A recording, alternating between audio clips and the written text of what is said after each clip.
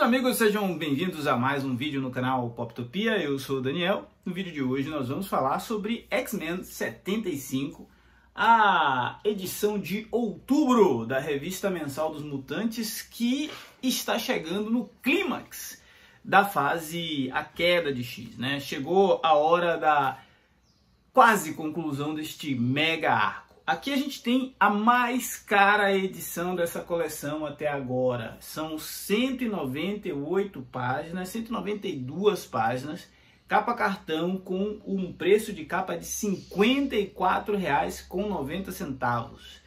Essa talvez seja a revista mensal mais cara que eu já comprei na minha vida. E esse volume reúne as edições Dark X-Men números 4 e 5, Immortal X-Men 17 e 18, X-Men número 29, X-Men Blue Origins número 1 e X-Men Red número 18. É uma edição de amarrar pontas soltas e também é uma edição bastante emblemática, porque já na capa vocês vão conhecer uma história, né? Uma edição especial, que é a edição especial X-Men Blue Origins. Essa é uma edição produzida para entregar uma nova origem para o Noturno, um dos mais importantes X-Men, e também para amarrar um pouco a história da Mística e da Sina. Eu vou começar comentando esta edição. O fato é que o Noturno já teve algumas versões da sua origem contada pela Marvel, e cada uma delas a gente vê um adendo e um elemento novo sendo adicionado. Neste caso aqui, apesar de ser vendida como a história de origem definitiva do Noturno, essa edição X-Men Blue Origins serve, na verdade, para nos dar uma verdadeira e uma definitiva dimensão do relacionamento da Mística e da Sina, e de como elas juntas foram as duas mães deste personagem, né? Aqui é feito uma observação. Para o leitor que está acompanhando A Queda de X, é recomendado pelo editorial, inclusive a Panini coloca uma mensagem aqui dizendo que seria importante ler o especial A Queda de X antes de ler essa história. Por quê? Porque é no especial A Queda de X que a gente vai acompanhar as histórias onde o Noturno se passa ali pelo Homem-Aranha e acaba desenvolvendo uma situação como se fosse um herói, né? E o fabuloso Homem-Aranha, que na verdade era o Noturno. A Mística foi uma das poucas mutantes que resistiram ao comando do Professor Xavier de atravessar os portais durante o baile de gala e fugir assim da Orcs. Isso porque ela era uma pessoa muito resistente. E mesmo sem ter o treinamento que o Xavier tinha dado para os X-Men, ela conseguiu não atravessar, resistir ao comando mental do Professor Xavier, mas ela ficou um tanto quanto perturbada com os eventos e ela passa, entre outras coisas, a cometer alguns atentados contra a Orcs, até que ela chega em Nova York e vai ter essa conversa definitiva e esclarecedora com o Noturno, que aqui está vestindo a roupa do Homem-Aranha, mas é o Kurt Wagner. É nessa história que Mística vai finalmente contar a versão dela, de como foi o relacionamento dela com a Sina, de como as duas juntas tiveram esse filho e de como os poderes transmorfos dela vão muito além da capacidade de mudar o formato do seu corpo. Isso é uma explicação científica, é uma tentativa de elaborar um background até para justificar como que duas mutantes fêmeas tiveram um filho, né? A história tem o seu lado emocionante, tem o seu lado tocante, a tentativa da Mística e da Sina terem a sua ex-family, né? Mas tem um lado da tragédia também, e tem o lado do retcon. As duas em algum momento foram procurar o Professor Xavier, e tudo isso durante muito tempo ficou lá no fundo da mente delas. Essa é uma história que pode agradar muitos fãs, inclusive da época onde Chris Claremont tentou emplacar esse romance de Mística e Sina. Pode agradar os fãs mais progressistas e que gostam da ideia da diversidade, inclusive da diversidade sexual presente nas histórias em quadrinhos, mas também pode acabar deixando chateado uma galera mais conservadora que não vê necessidade desse tipo de abordagem.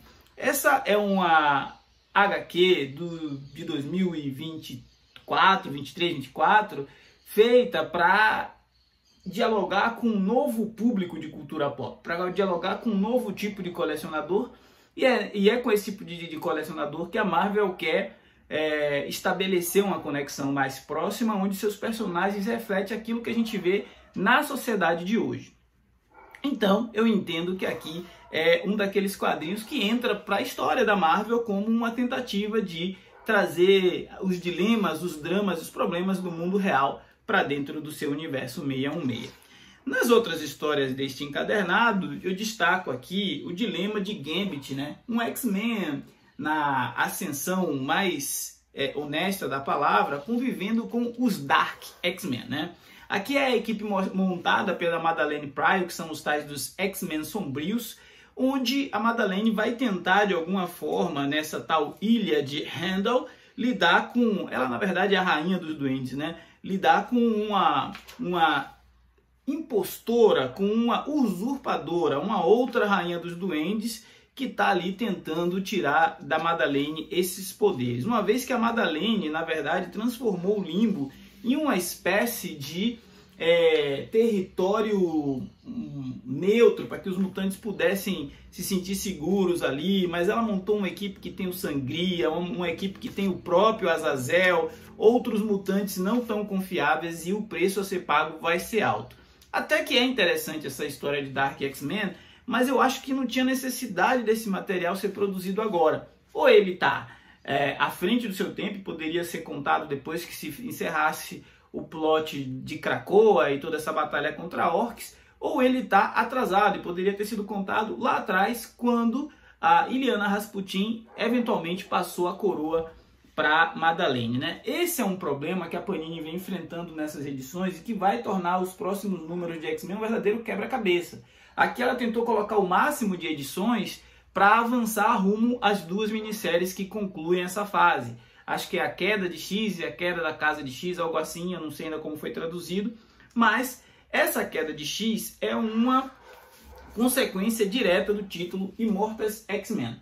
Os X-Men Imortais, né? Era um título focado no Conselho Silencioso, escrito pelo Kieron Gillen, e aqui a gente vai ver duas linhas de ação. Uma acontece ainda em Krakoa, focado no Professor Xavier, descobrindo que não está completamente livre da influência do Senhor Sinistro.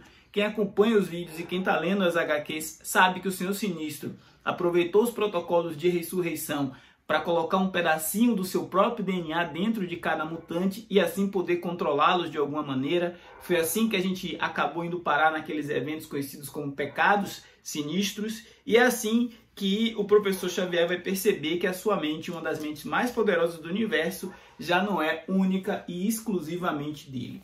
Essa trama do Xavier com o Sinistro vai se arrastar por alguns meses, porque é daqui que vai sair a solução final para lidar com o último desafio, que é um tal de Dominion, que é a versão suprema dos Sinistros que está se organizando em algum lugar por aí. Mas, paralelo, como eu disse, a gente tem a outra linha de ação, que são os mutantes que estão perdidos no deserto, em algum lugar do universo que parece um deserto, sendo liderados pela Madre Virtuosa, ou liderados ou sequestrados, a gente não tem como saber. O que a gente tem como saber é que Exodus, Sina e Rachel Summers vão tentar de alguma maneira libertar a Fênix para que ela faça oposição a essa influência ruim que a Madre Superiora está tendo ali. A Madre Virtuosa é uma personagem confusa também, que a gente vai descobrir, ou melhor, confirmar mais para frente, que tem uma associação com o grande vilão dessa fase. Eu tenho um problema com o fato do Nathaniel Essex, o Senhor Sinistro, ter ganhado um papel, ter ganhado uma dimensão que, no meu entendimento, deveria caber a Moira. A Moira começa nas mãos do Jonathan Hickman sendo a grande personagem a ser utilizada nesse arco. Ela acabou sendo escanteada a partir do arco do Inferno, e o Nathaniel Essex ganhou cada vez mais espaço e agora se transformou no homem, no monstro a ser batido, uma vez que ele nem é mais o Senhor Sinistro como a gente conhece. Já existem diversas versões deles espalhadas por aí, e é com essas versões que os mutantes vão ter que lidar, além de lidar com a Orcs, que vem causando diversos problemas para os mutantes. Uma participação especial é a do Doutor Destino. né? O Victor Von Doom e os seus mutantes de Krakoa. Eles roubam a cena, né? E os X-Men acabam indo procurar os mutantes krakoanos para ajudá-los, e quando chega lá, eles vão se deparar com uma equipe muito bem articulada que o senhor Doutor Destino organizou e coordena para fazer frente aos mutantes. Nesse aspecto, eu acho um desperdício de história a gente vê em um momento onde a Orcs está perseguindo o mutante, onde os X-Men estão desarticulados, eles simplesmente reunirem aqueles que eles têm disponível e irem para Lativéria tentar ajudar, inclusive, mutantes que nem querem as suas ajudas, né? É uma encheção de linguiça, na real, que se salva pelo quê? Eu gostei dos desenhos e da batalha, mas não agrega nada nessa nova fase.